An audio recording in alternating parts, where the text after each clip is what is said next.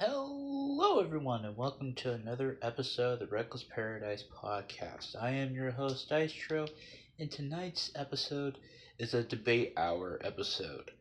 Now, tonight's debate hour episode is over the usual summer tradition in the world of wrestling.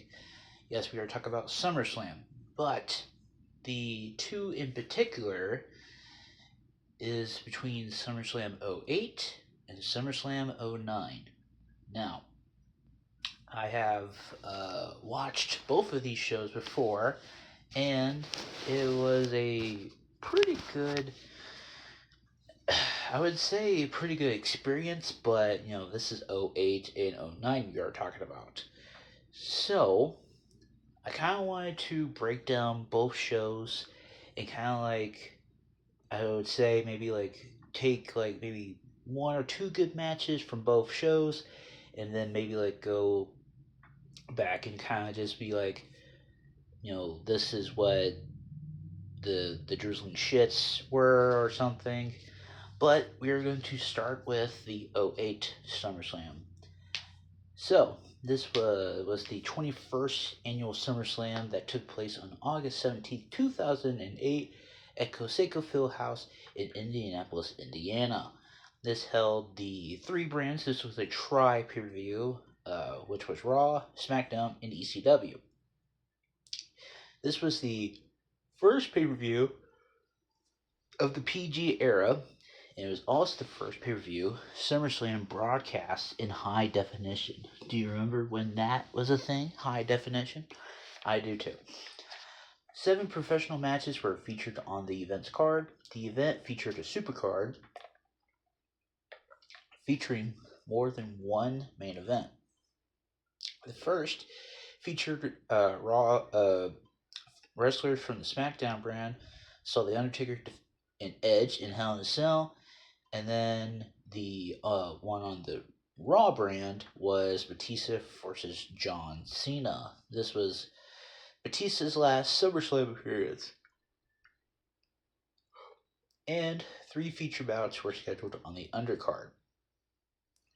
In a standard match, WWE Champion Triple H defeated Great Khali. And then you had JBL versus CM Punk for the World Heavyweight Championship. And we saw Matt Hardy versus ECW champion Mark Henry. Yeah, it doesn't sound pretty promising, but this is one of the big four with WrestleMania, Royal Rumble, and Survivor Series. It has since become considered the second biggest event behind WrestleMania, of course. Excuse me.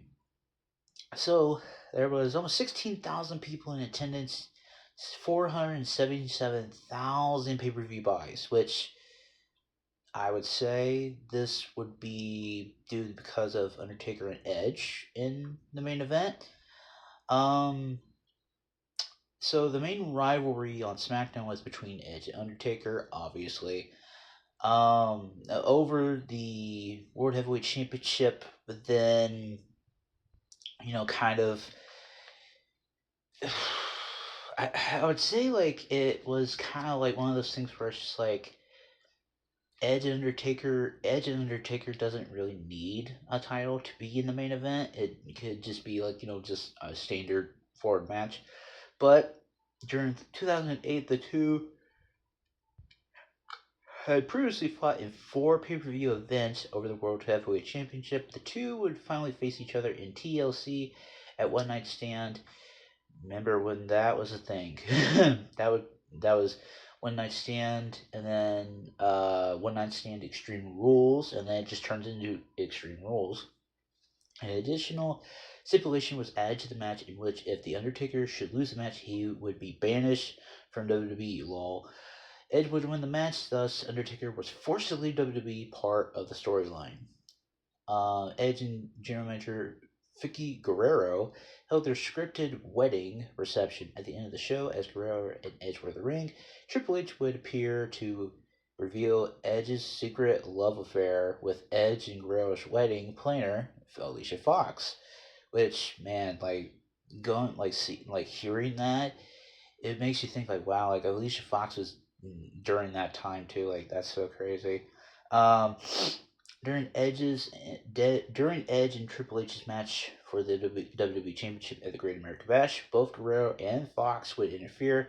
In the process, Vicky got speared, and the distraction gave Triple H the opportunity, excuse me, the opportunity to retain his title. Despite an apology from Edge on the July 25th episode of SmackDown, Guerrero that Guerrero announced that she had reinstated The Undertaker and announced that he would face Edge at Hell in a Cell in at SummerSlam. At SummerSlam in Hell in a Cell match. Oh boy. It's like, oh boy. um I mean, on the pre-show, Big Show versus Bam Neely, um, who was I, it kind of just reminds me of like how he was like part of La Familia in back in the day, which is crazy. So we kick off the show with MVP versus Jeff Hardy, which, truth be told, that sounds like a pretty good match on paper. Um, Glamarella, which is Santino Marella and Beth Phoenix, defeated Kofi Johnson Kingston. If you're fans of Wrestling with Regret, you'll understand that reference. And Mickey James in almost 5.5 minutes. Wow, that's crazy. Winner takes all mixed tag match for the Intercontinental Championship and the Women's Championship. Oh boy. Um, Mark Henry versus Matt Hardy in a DQ after 30 seconds. Wow. Uh, Goes to show how much stock they put into the ECW brand around that time. CM Punk versus Bradshaw for the World Heavyweight Championship, which is featured in the CM Punk showcase on 2K26. Triple H defeated Great Khali in 9 minutes 20 seconds. Wow, that's crazy. And then the first of the main events here was Batista versus John Cena. I think this was where John Cena tore his rotator cuff, I believe. Let's see here. Yeah, okay. So, fans were split on the two fan favorites. After paying tribute to his former mentor Ric Flair by using his chop like a figure four submission, Batista would attempted to end the match, but was trapped in the STFU. Towards the end of the match, Cena successfully countered a power slam attempt into a fireman's carry, executed the FU onto Batista for a near fall. In turn, Batista turned a diving leg drop into the Batista bomb for a near fall, and then Batista pinned Cena following the second Batista bomb for the victory. I think that's where Cena messes up his shoulder or his rotator cuff and it was gone for a little bit. And then we have Hell in a Cell, Undertaker versus Edge in Hell in a Cell. Okay, I'm gonna be honest here. If you could have probably put the ECW championship match, you could have given it some time. And plus, here's the thing: you have Matt Hardy, who is around this point is still kind of finding his footing after the whole like going after Jeff Hardy and doing the feud with Jeff Hardy and all that stuff. Um, and he finds himself on ECW, and I think like around this time it's just like, what are they doing with ECW? Because this is after 2007 when like ECW was still kind of like under this is like under Vince McMahon's rule right now, and ECW as a whole, it's just not anything to write home about. Like, I mean, after this, like who I think like I could be wrong, but I think Yeah, I can't remember who wins it. I think Christian wins it. I could be wrong. Let's see here. Let's see. SummerSlam. Okay, so Matt Hardy wins it at Unforgiven. Um, and then Jack Swagger holds it for a little bit. Christian wins it at Backlash. Backlash. I th- no wait. Yeah, okay. Yeah, because I think around this is around that was '09 when Christian wins it. So this is like right before uh Matt turns on Jeff and does that whole what about my dog, Jeff? Um, and then like in 2010, this is like when the company died. So like that's oh boy, man, like that's so crazy, dude. Um, I mean like, and you're trying to put ECW over as like the third brand and all stuff. You just don't give a two shits about this brand. Um, the mixed tag for the Intercontinental Championship and Women's Championship, I think they could have just done a straightforward singles match with Santino and Kofi Kingston, or Kobe Johnson Kingston. Sorry. Um, I mean, it would have been a fine match. I mean, like Santino and Kofi Kingston, they can go. Um, Same with Beth Phoenix and Mickey James. Like, I think like if they had just done just two singles matches on the card, I think it would have been better. It would have been fine. Um, Triple H versus Great Khali, it's not going to be like an instant classic with Triple H. Um, I mean, like, if you just take, like, if you took out the Triple H match and the ECW Championship match, like, if you put those two matches out to the pasture and just take and put Santino versus Kofi and Mickey versus Beth, I think it would have been a fine card. No, I mean, give some credit to the undercard a little bit, because Montel, Vontavious Porter, and Jeff Hardy, they probably did like you know a 15-minute match in 10 minutes, and they probably worked their freaking asses off to get the crowd hyped up and all stuff. I remember watching this pay per view, and I felt like around this time in '08, I wasn't really watching. I mean, probably not a lot of us were. But, I was a very huge Jeff Hardy and CM Punk fan. And I was also a Triple H fan. Not gonna lie. But I think the one key or two key ingredients that sold this pay per view a lot of pay per view buys was Batista and John Cena and Taker and Edge. Taker and Edge kind of helped save this pay per view from being the drizzling shits. I mean, but then again, '08 WWE, it's nothing to kind of write home about a little bit. Um, but I mean, we have the Big Show on Dark Match, but I mean, like after that, it's just like '08 was just a trying time, just trying to see like what could stick. Um, I think at Unforgiven. Yeah, okay, so this was the championship scramble matches that they had. Which I mean, God, that's so crazy. Um, okay, so I'm just gonna go over this just to pad time out here. So I'm not gonna lie, the dark match that they had, Evan Bourne and John Morrison. Not gonna lie, that sounds like a pretty decent match for Unforgiven. I mean, that's a really decent match. Plus, those were two ECW guys on the dark match, mind you. So, the first of three championship scramble matches was for the ECW championship, which was Matt Hardy, Chavo Guerrero, Finlay, Mark Henry, and The Miz, which went 20 minutes. That's where Matt Hardy beats and gets the ECW championship. Sounds like a pretty good tag team match. Legacy, or I think this is Priceless. I think yes, this is. I guess this is Legacy. Yes. Cody Rhodes and Ted DiBiase Jr. versus Crime Time for the World Tag Team Championships.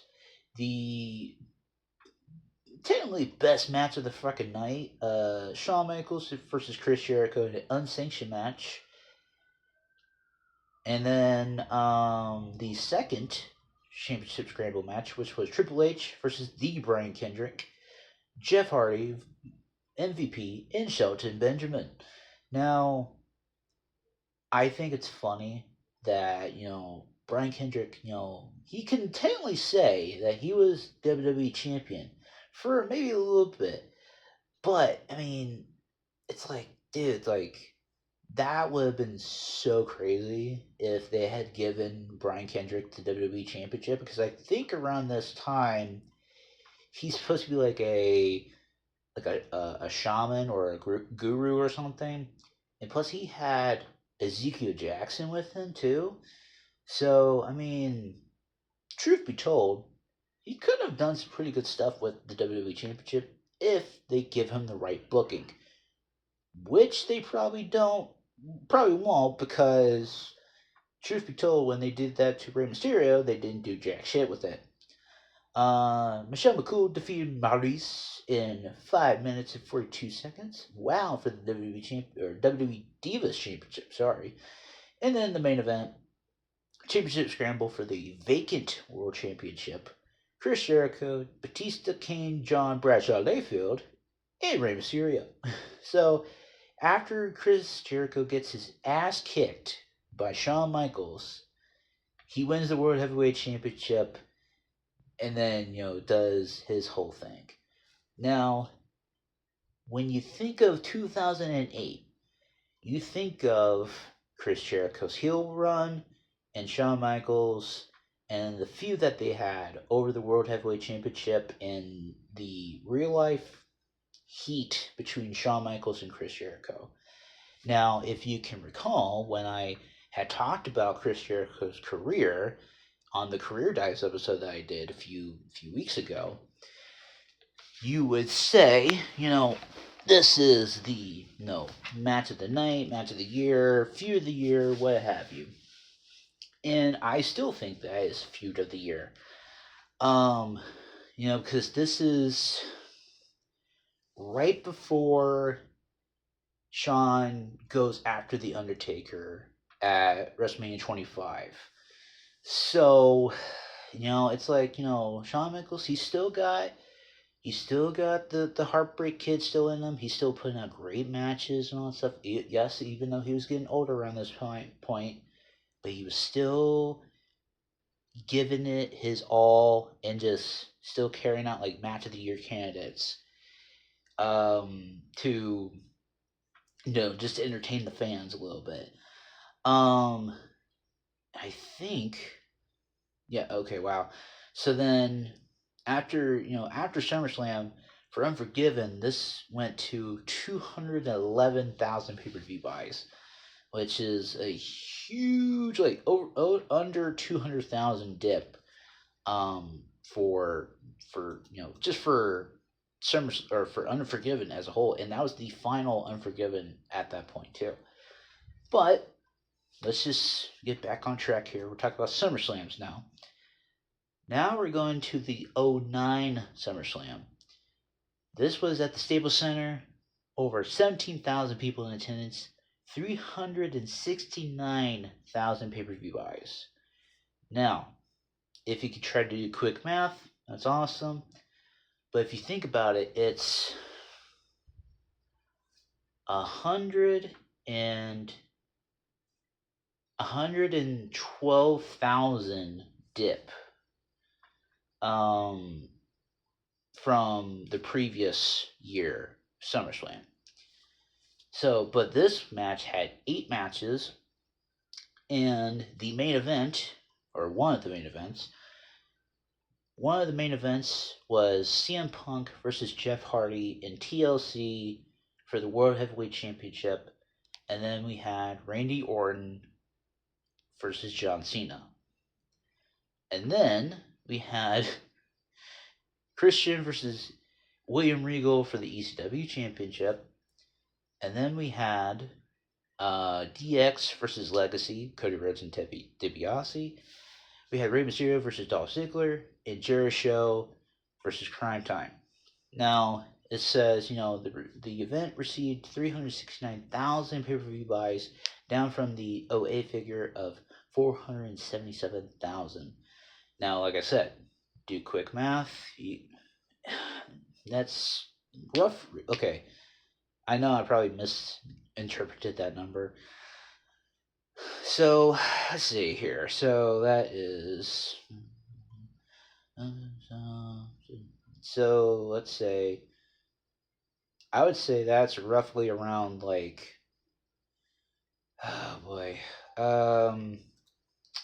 Damn, like I can't do any math right now. So, when I just did the calculations, that is 108,000 buy difference from a year, just a year's difference, which is not good. That's not a very good sign. Okay, so on the dark match we had Beth Phoenix in a 15 Diva Battle Royal with Chavo Guerrero as a special guest ref. Okay. But we kick off the show with Rey Mysterio versus Dolph Ziggler for the Intercontinental Championship. Now, this match was actually pretty good. I mean, because it's Rey Mysterio versus Dolph Ziggler. What do you expect? Dolph Ziggler's gonna be bumping like freaking crazy. He's gonna be bumping like crazy. MVP versus Jack Swagger. Jericho versus Crime Time for the Unified WWE Tag Team Championships. Now, this is the combination of the Raw Tag Title and the SmackDown Tag Titles, which was a stupid idea in that sense. Kane versus the Great Khali in 10 minutes, which that's saying much. DX versus the Legacy in 20 minutes. Wow. Okay. Oh yeah, I remember this. Christian defeats William Regal in 8 seconds for the ECW Championship. Yep. Well, you know. Well. Randy Orton versus John Cena. It says, had Orton been counted out or disqualified for the second time, he would lose the title. I think that's what happened. I think that's what happened. And then the main event, CM Punk versus Jeff Hardy for the World Heavyweight Championship. And I think that is Punk's third title reign, I would say. I could be wrong here. Let's see. Do some wiki search here. Let's see. Okay. Oh. Why am I was looking in 08. Sorry, my bad. Yeah, this is his third title reign as World Heavyweight Champion. And then he goes into a feud with The Undertaker. Yeah. Which that didn't really go well. Because I think, yeah, because he holds on to it till Hell in a Cell, and then he loses it, and then Undertaker has some very very bad matches with Kane over that championship. Now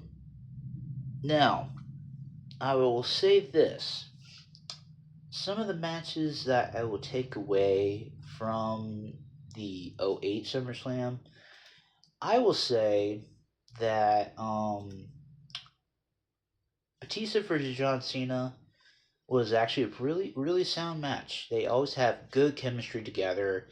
And I mean, Punk and Layfield, that was actually a pretty good match too, even though, yes, it was 11 minutes. But it's always that trope of big guy versus smaller guy. It always works. It always works. I would say the matches that I would take away from 08 is Punk versus Layfield, Batista, John Cena, and Taker versus Edge. Those are the three matches I would take away from this show. Um, I will say, if you shaved off like maybe 4 minutes off of the WWE Championship match and give it to the World Heavyweight Championship match, maybe that would have been a little bit of a better story. Because Kali can't really go that fast. He can't move worth a damn. Um, I mean, plus like it's Triple H trying to put Great Khali over and trying to like make something out of him, which he wasn't really going to anyway. Sorry. But yeah, those are the three matches I would take away from the maybe MVP and Jeff Hardy. So there's 4 matches on the show that I would say go out of your way to watch. Um, if you like that sort of thing. Um, let's see. Matches that I would take away from SummerSlam 09. I would say Rey Mysterio, Dolph Ziggler. That's a pretty good one. DX versus Legacy was actually pretty good too.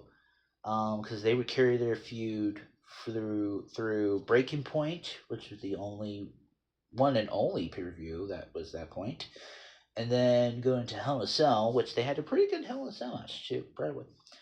And then Punk and Hardy for TLC, which God, like freaking Jeff Hardy, dude, like he did a huge swanton off of the Jeff Hardy memorial size ladder through Punk through the announce table. I thought Jeff Hardy died.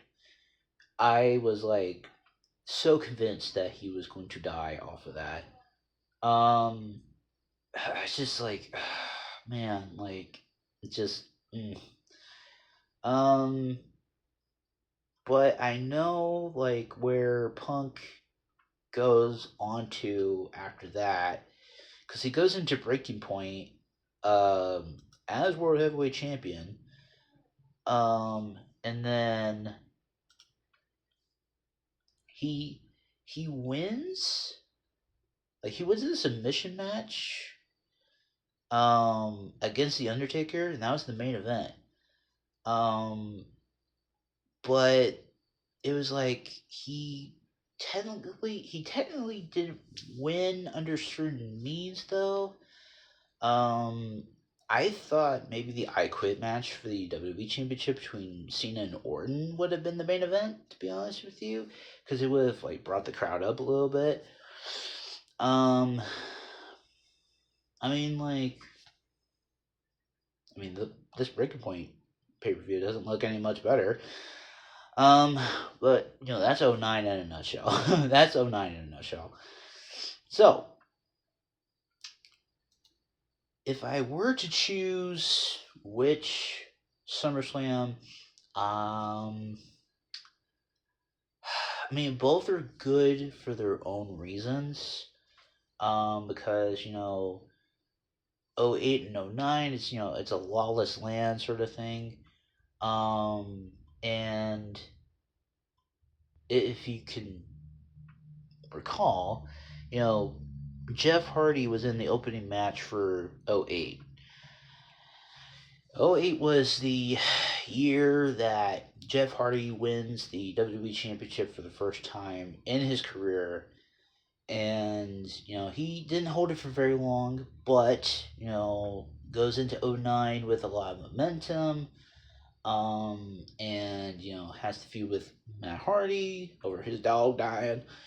Um, and then, he goes into the program with Edge, who was the World Heavyweight Champion at that time. Um, and, that's when, like, Punk won Money in the Bank for the second time. And, cashes in on Jeff Hardy, turning heel in the process. Um, and, I've always loved their rivalry as a young kid because, like, Punk's all straight edge, don't drink, don't smoke, don't do nothing. But I think it's also kind of crazy that both men were in the '08 SummerSlam because Jeff was in the opener, Punk was in the middle of the card, which is saying crazy. And then a year later, they're both in the main event at the top of their game, doing crazy ass shit, you know. And, Punk is a 3-time world heavyweight champion at that point. And it's so crazy that he had a huge meteoric rise to main event stardom in that point. Because, like, I think in '08, that was, like, either his first or second title win. And then '09, it was when he won it the third time. So, I've always had a more fond memory of the '09 SummerSlam, for good and for bad. I'm going to say, for the sake of argument, I will say that I enjoyed SummerSlam '09 way more than '08. I think it's just more so nostalgia for me too. So I'm going to go with SummerSlam '09 as my definitive final answer.